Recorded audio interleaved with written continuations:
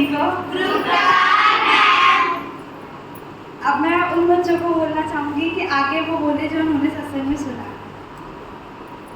आज मैं बताऊंगी कि मैंने सदगुरु जी के प्रवचन में क्या सुना। मैंने सुना सहज का मेला होना, जीवन मृत्यु से छुटकारा मिलना है। ये तभी हो सकता है जब रोज भक्ति करोगे। उसे कहते हैं सहज से मेला होना, स्वर्ग में जाना, जाकर वापस ना आना। धन्यवाद।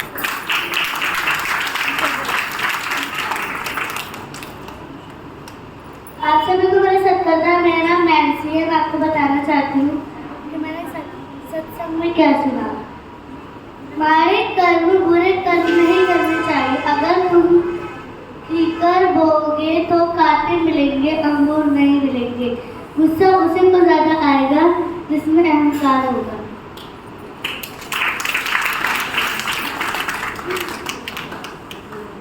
गुरु कौन है? गुरु सिर्फ भगवान ही नहीं, गुरु हमारे शिक्षक भी है, जिन्होंने हमें पढ़ाया है और हम कुछ बन सके इस काबिल बनाया है। गुरु हमारे माता पिता भी हो सकते हैं, जिन्होंने हमें जन्म दिया और चलना सिखाया।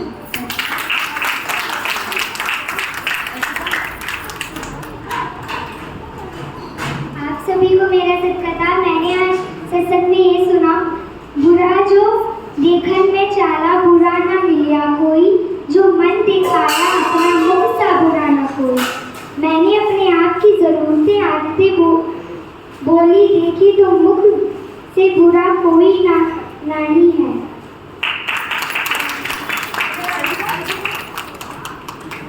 आप सभी को मेरा सत्कार। मेरा नाम मानसी है। आज मैंने सत्संग में ये सुना, जो खुद को चंगा कहता है वो कभी चंगा नहीं होता है। अमीर वो नहीं होता जिसके पास धन दौलत है। अमीर वो होता है जिसके मन में लालच नहीं होता। वो अपने बारे ना सोचकर दूसरे के बारे में अच्छी बातें सोचता है और गुरु को हर पल याद करता है, वह अमीर कहलाता है। धन्यवाद। सत्कार। आप सभी को मेरा नाम संजना है और मैंने आज जो सत्संग में सुना मैं आपको बताऊंगी। मैंने सुना कि हमारी जिंदगी में दो प्रकार के रास्ते होते हैं, एक अच्छाई का होता है और एक बुराई का होता है। हम जिनमें से जोन सा भी रास्ता चुनते हैं वही हमें फल प्राप्त होता है। हम चाहे किसी के लिए अच्छा करें या बुरा करें, हम उसके लिए नहीं करते हैं, हम अपने आने वाली जिंदगी के लिए वो कर्म करते हैं। Thank you.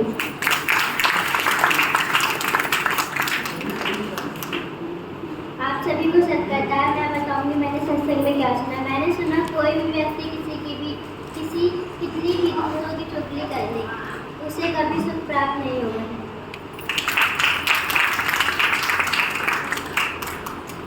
आप सभी को मेरा सत्कार। मैंने आज सत्संग में ये सुना है, जो अपने आप से ही खुश होता है उसे ही हम मतलब के इंसान बोलते हैं, और जो अपने आप से खुश नहीं होता और जो दूसरों के बारे में सोचता है वही अच्छे इंसान होते हैं।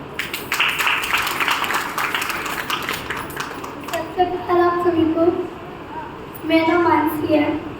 मैंने इस प्रवचन में यह सुना, जो व्यक्ति पूजा पाठ करता है उसे हमेशा सुख प्राप्त होता है और जो व्यक्ति पूजा पाठ नहीं करता है उसे कभी सुख प्राप्त नहीं।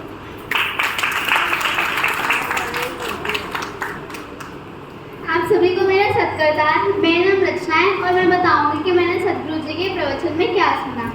मैंने सुना हमें ध्यान लगाकर प्रभु का सुमिरन करना चाहिए। जो पूरे साधु की संगत करता है उसे प्रभु नजर आते हैं। Thank you. सत्कार। आप सभी को आज मैंने सदगुरु जी के प्रवचन में ये सुना, पढ़ना है तो हनुमान चालीसा या कुरान पढ़ो। इन डायरियों में क्या रखा है? अगर आपको नरक में ना जाकर स्वर्ग में जाना है तो भक्ति करना जरूरी है।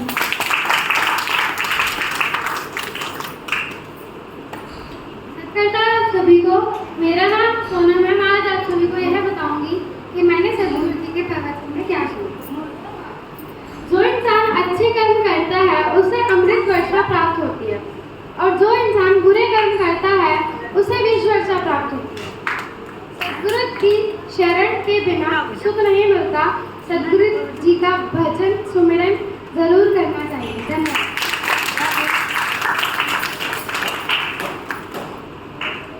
सत्कार आप सभी को। मेरा नाम शायम है। आज मैंने सदगुरु जी के प्रवचन में ये सुना, कोई भी चीज हमारा अंत तक साथ नहीं देती, लेकिन भक्ति ही ऐसी चीज है जो हमारे अंत तक साथ देती है। धन्यवाद।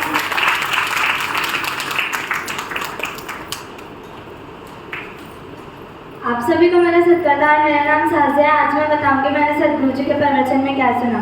मैंने सुना, अगर हम दूसरों के साथ बुरा करेंगे, बुरा सोचेंगे तो हमारे साथ ही बुरा होगा।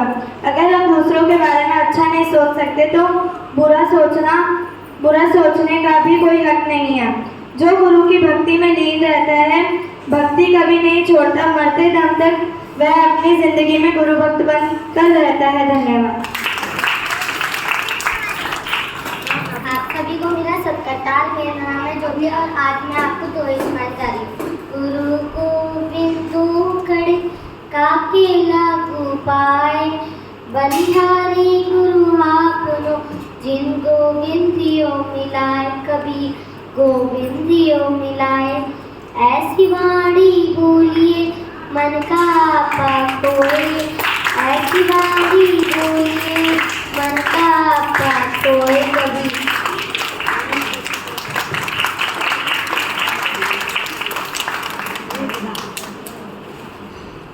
सत्कार सभी को। मेरा नाम खुशबू है। मैं आज आपको बताऊंगी कि मैंने सदगुरु जी के प्रवचन में क्या सुना। मैंने सुना, जो गुरु के आनंद का स्वरूप है वो हमें तब नजर आएगा जब हम शब्द भजन सिमरन का जाप करेंगे, तब हमें आनंद मिलेगा, शक्ति मिलेगी। धन्यवाद।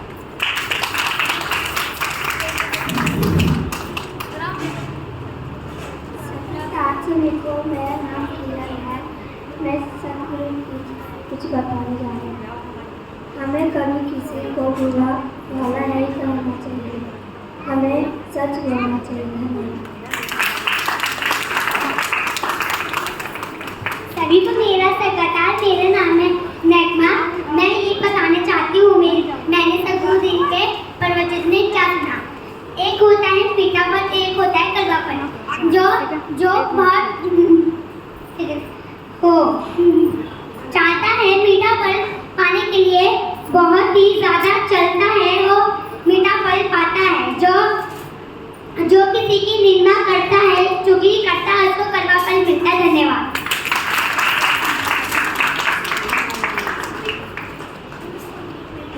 हेलो,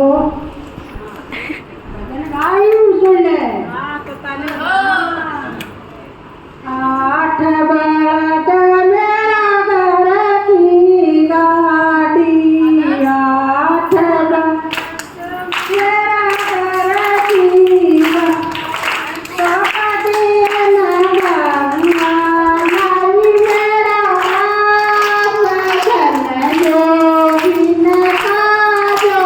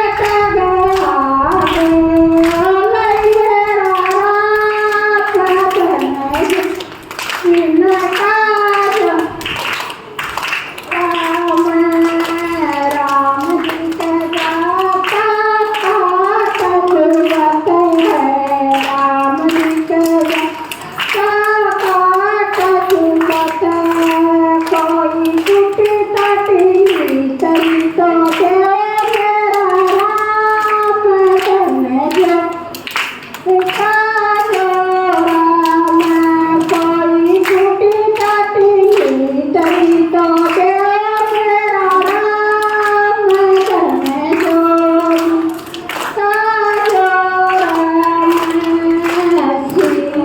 सिलाई कारदरी से सिलाई कारदरी पहराई है तो परमेरा हम करने जो बिनता जो मैं पहराई है तो परमेरा राम करने जो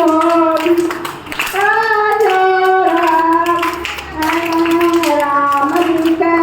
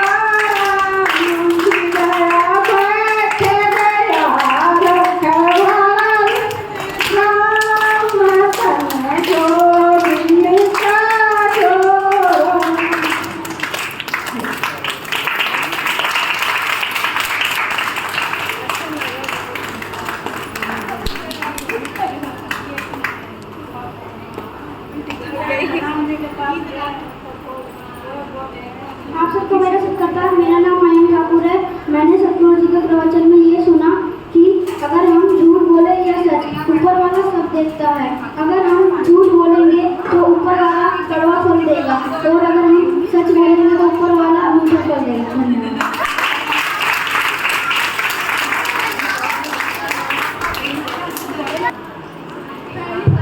सत्कार सभी को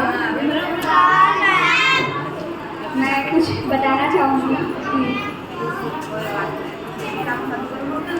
मैं सभी को एक कहानी सुनाना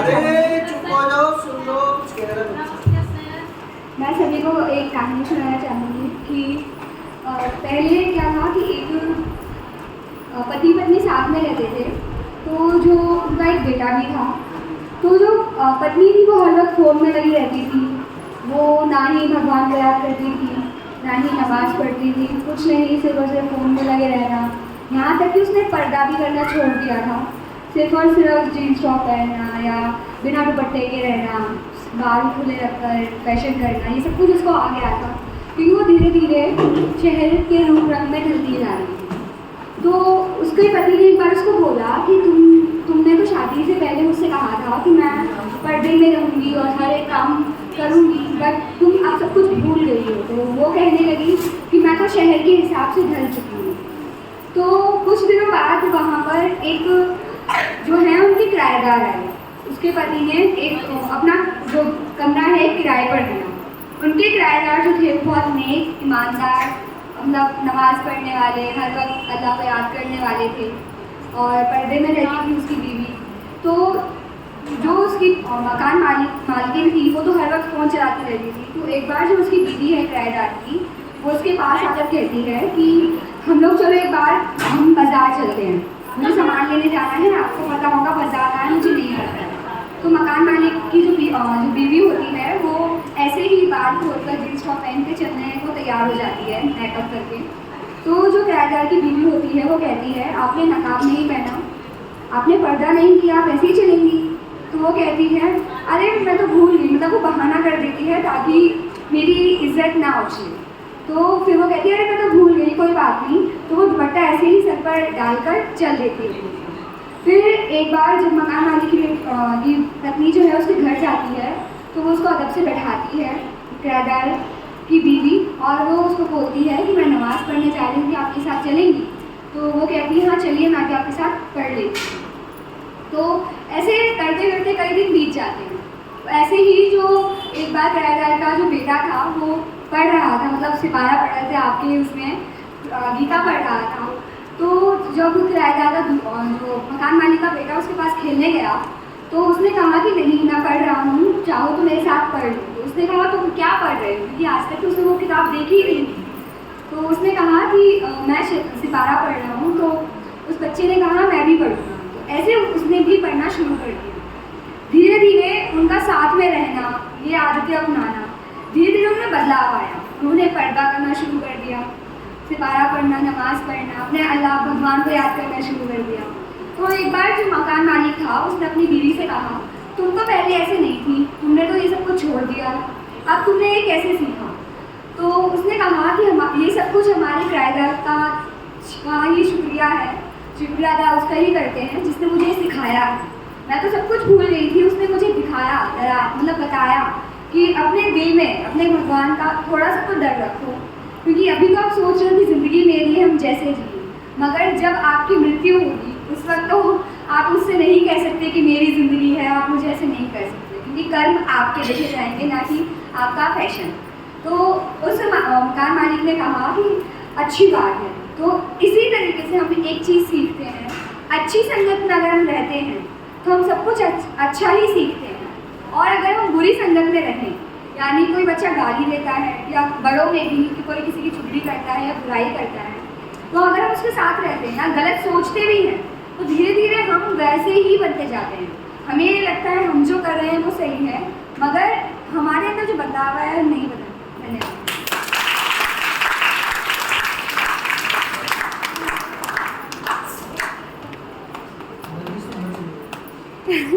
नमस्कार सबको। सभी के पास आज के दौर में थोड़ा ज़्यादा या बहुत ज़्यादा है, सबके पास धन धान्य होता है।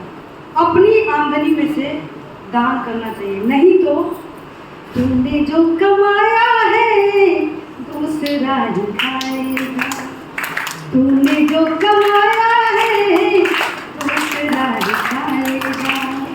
खाली हाथ आया है खाली हाथ जाएगा, तूने जो कमाया है दूसरा ही खाएगा। अपने धन में से थोड़ा सा दान करना सीखें। धन्यवाद।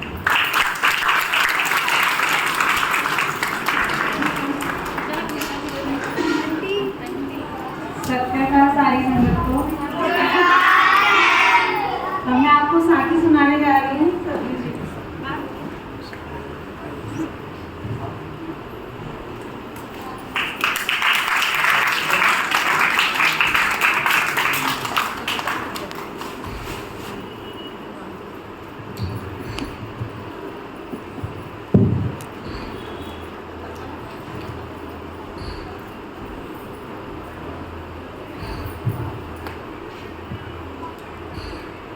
जंग सिंह को पुत्र वरदान।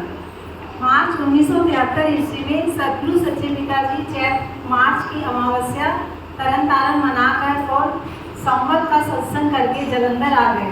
जब सतगुरु सच्चे पिताजी बरामदे में कुर्सी पर विराजमान होकर संगत को दर्शन दे रहे थे तो मल सिंह बेलड़ा नज़दीक दूरी वाले ने सतगुरु सच्चे पिताजी के चरणों में बड़ी अधीनता से अर्ज की, सच्चे पातशाह जी, मेरा भाई जंग सिंह काम नहीं करता और कहता है कि मेरी कौन सी औलाद है जिसके लिए मैं काम करूं।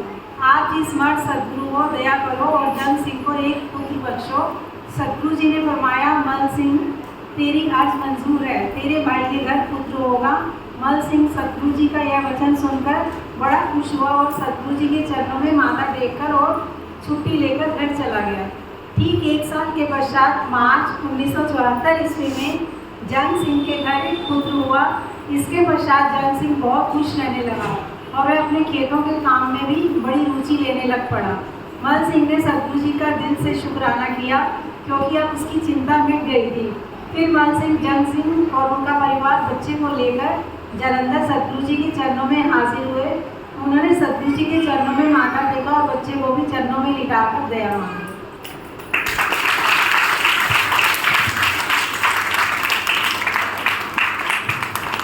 सभी को पता है आज क्या है?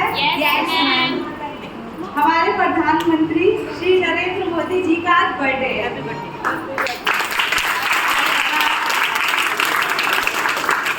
उनका बर्थडे सेलिब्रेट करने के लिए आज शाम को 6 बजे आप सभी पेरेंट्स जो चाहते हैं हमेशा मीटिंग में बीजेपी की, तो वो सभी पेरेंट्स 6 बजे ट्यूशन आ जाए। आज बर्थडे सेलिब्रेट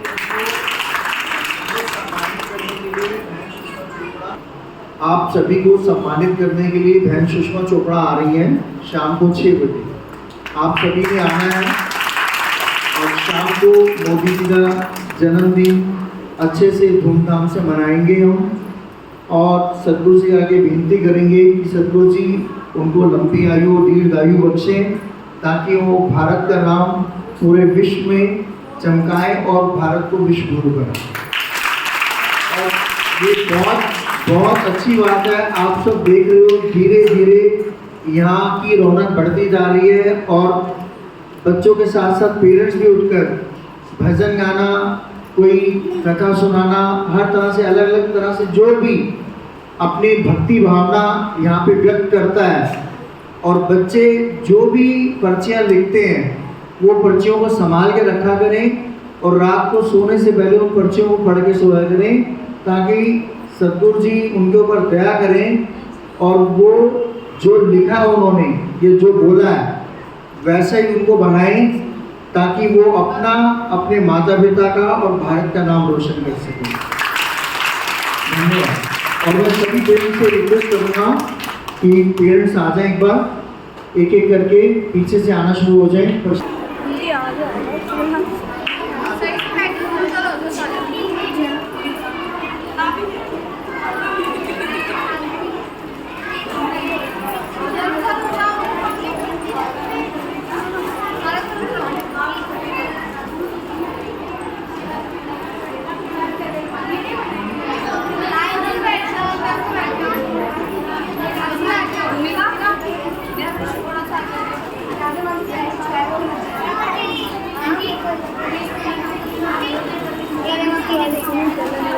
Thank you.